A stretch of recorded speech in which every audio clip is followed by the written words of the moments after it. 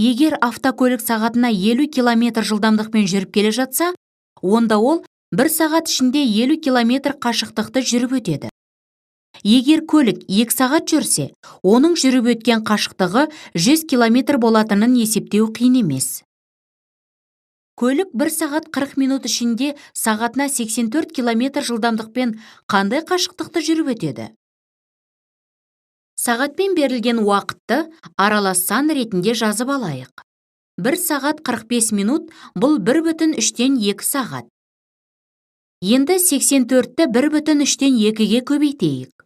Нәтижесі 140-қа тең болады.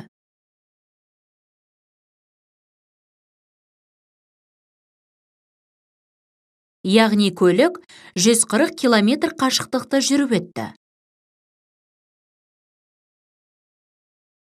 Қашықтықты табу үшін біз жылдамдықты уақытқа көбейтуіміз қажет.